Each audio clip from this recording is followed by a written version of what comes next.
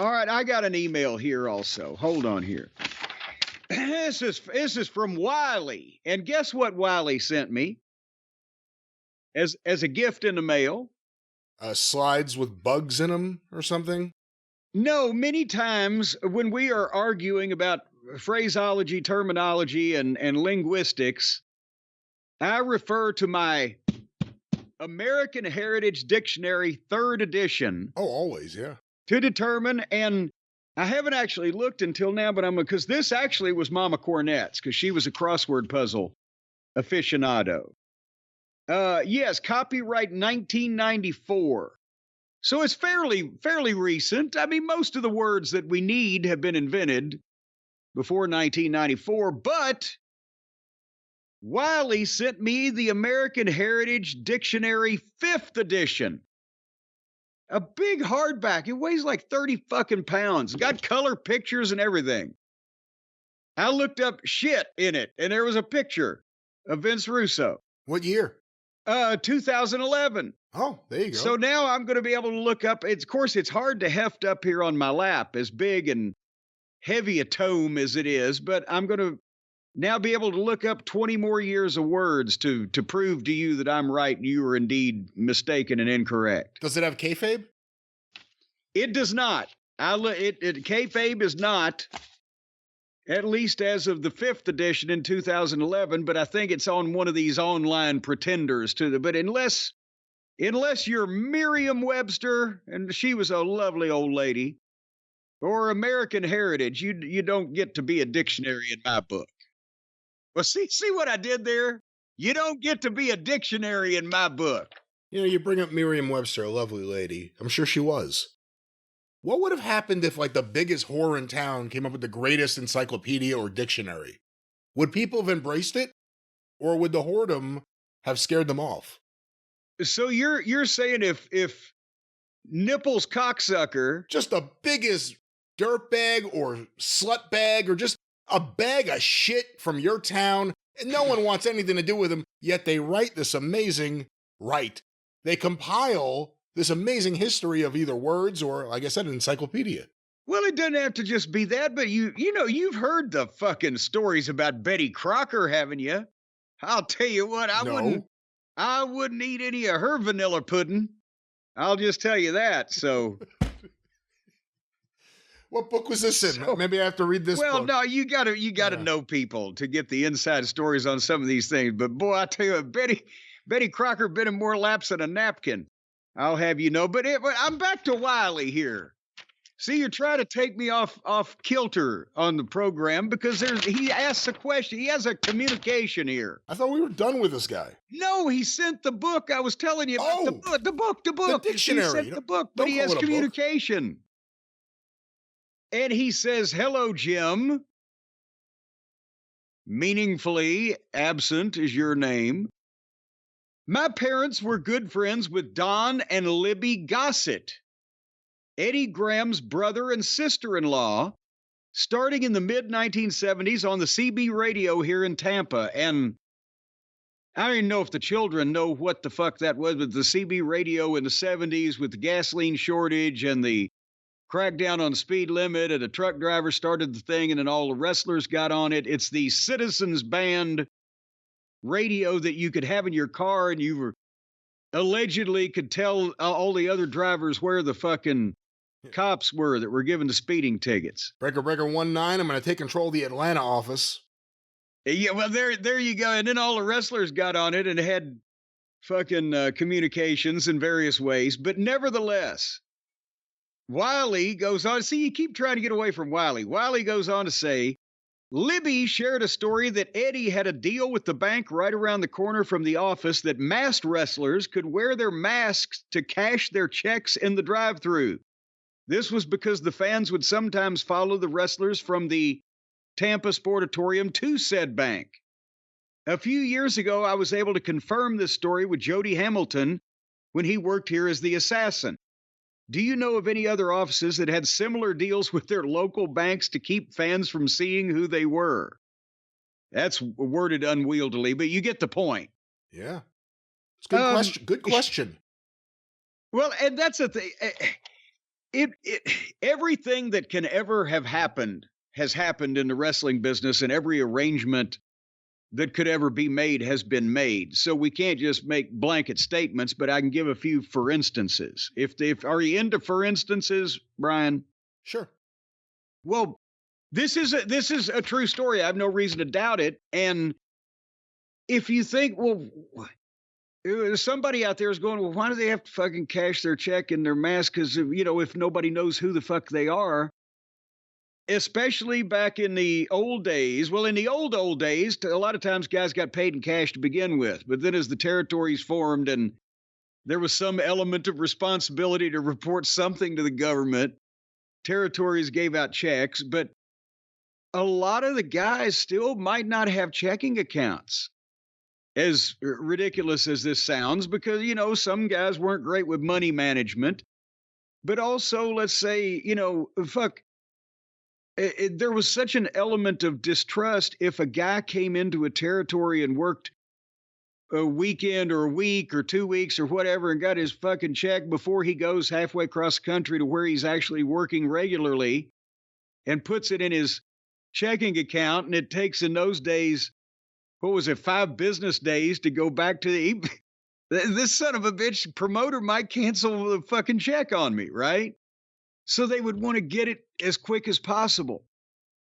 And there's all reasoning such as this. Austin Idol. Well, you had reasoning such as that. And so with, I've mentioned the story before.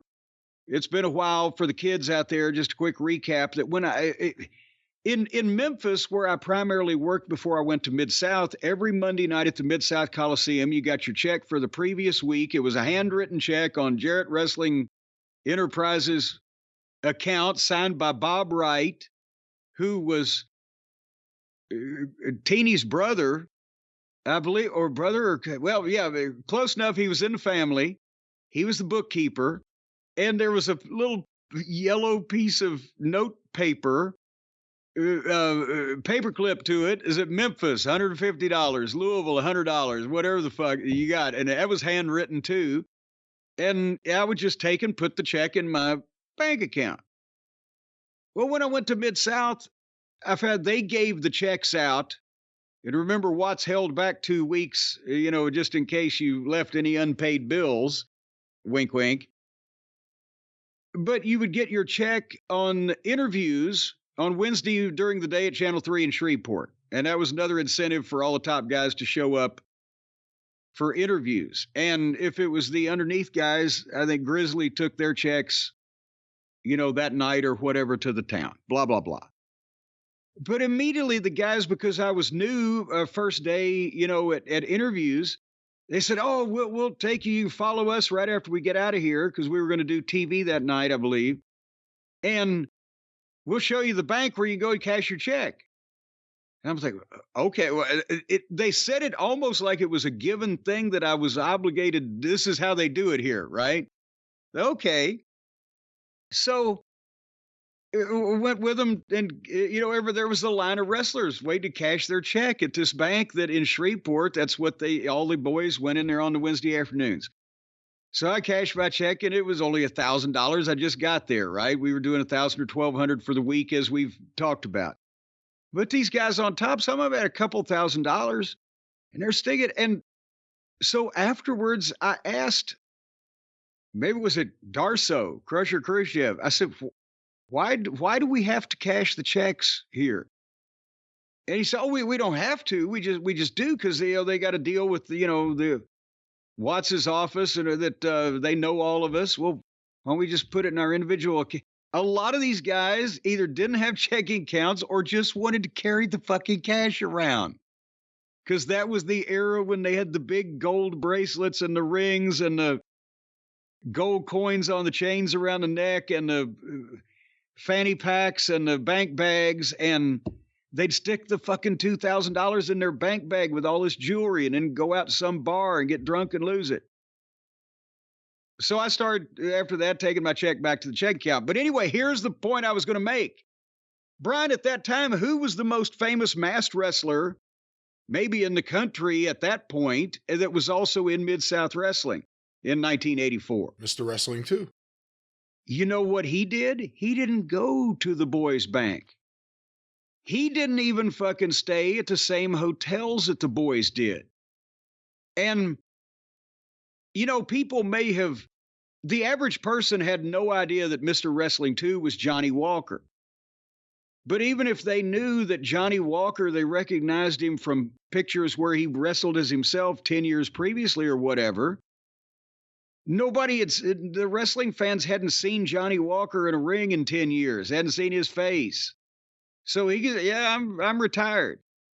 He purposely didn't, because if he walked in with all of the guys, there's Hercules Hernandez and Nikolai Volkov and this guy and that. Well, this guy must be a wrestler who looks like that. He's that tall and he's wide.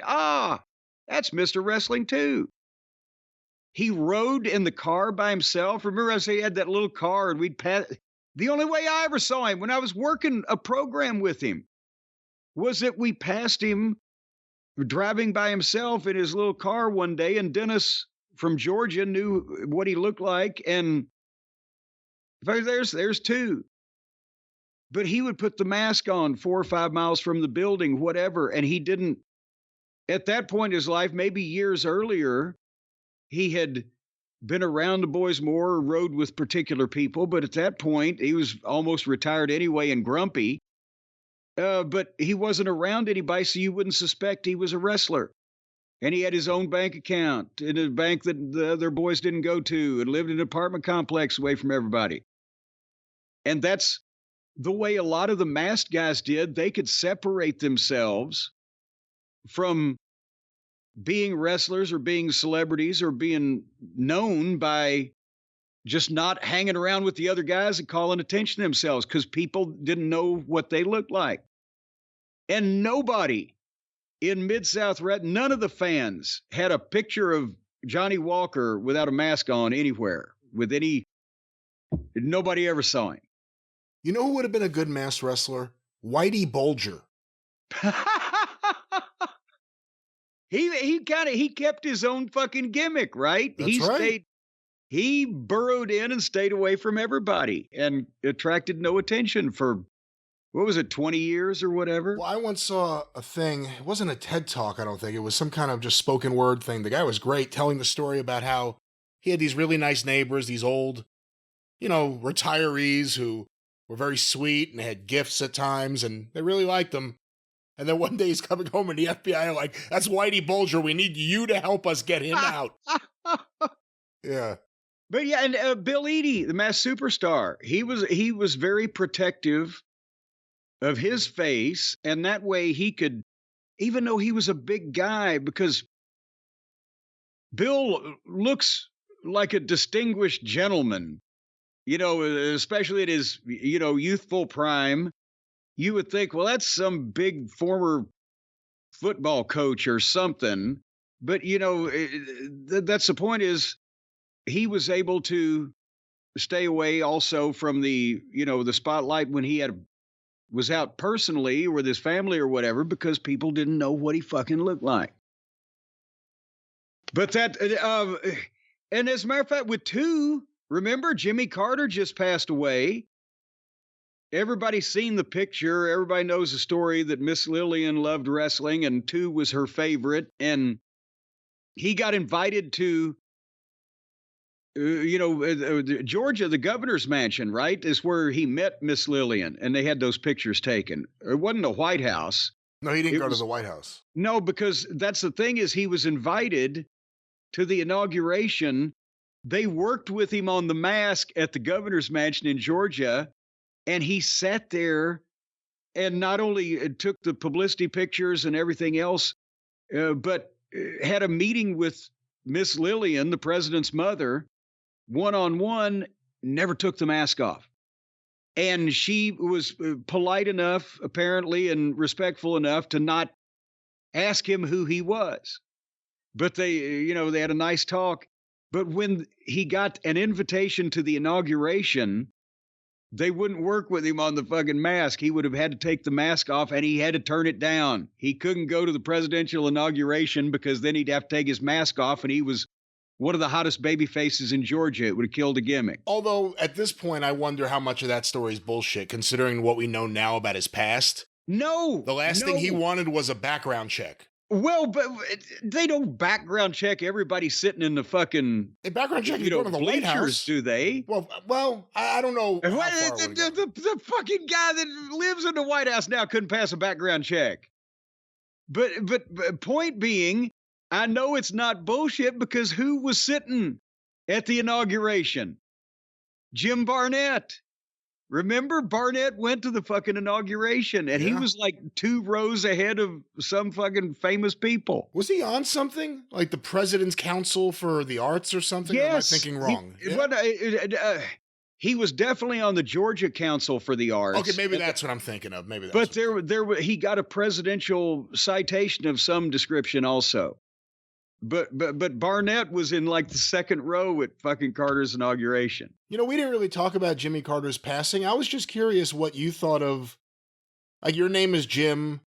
Some people call you Jimmy. I hate to hear of anybody with my name dying. No, but when all of a sudden Jimmy... I was all broke up over Hoffa. When all of a sudden there's a Jimmy in the White House, was that a big deal to you to have another Jimmy, a fellow Jimmy out there jimmying around? No, I'm more enjoyed that he had a nice smile after the previous jowl-faced criminal that we just gotten rid of, Nixon.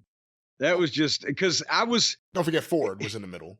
Well, he was at least he was fodder for Saturday Night Live. But no, Nixon dominated the television. Literally, with the Watergate hearings and everything, you couldn't fucking turn on a television anytime during the day for like 6 months, as well as the news and everything else of all the Nixon drama. And I'm 12 years old or 10 years old or whatever the fuck I was. We just get the fuck off the fucking screen. And then here comes Jimmy, and he's got a nice smile, and he's got a goofy brother, and he's from a small town in Georgia. Good. Everybody just fucking relax. Hey, you brought up making fun of Ford on Saturday Night Live. I just saw this movie. I don't know if you've heard about it.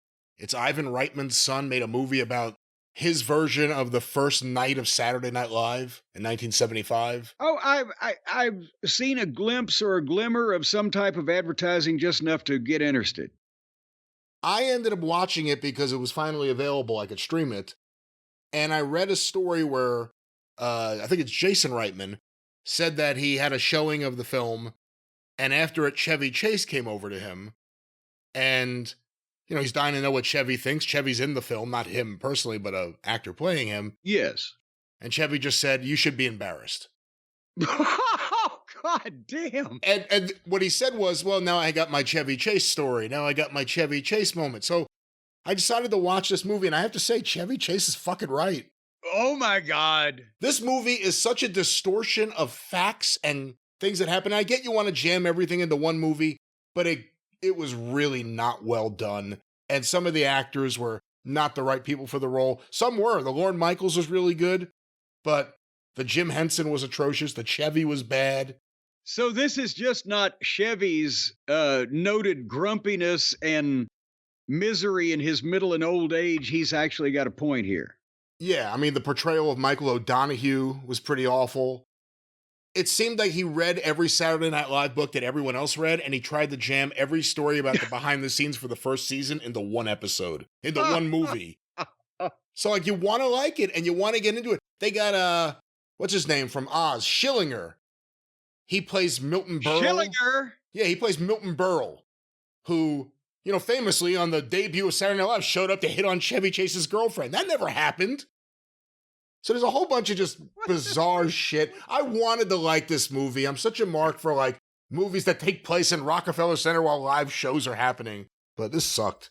I hated it. I shouldn't say I hated it. I wanted to like it, and I thought at times it looked all right, and then just, I don't know. Just like what Ivan Reitman did to Private Parts, which could have been an amazing movie and ended up just being all right. This was a disappointment. So you're giving it 1 or 2 snaps down? 2 snaps down. 2 snaps down.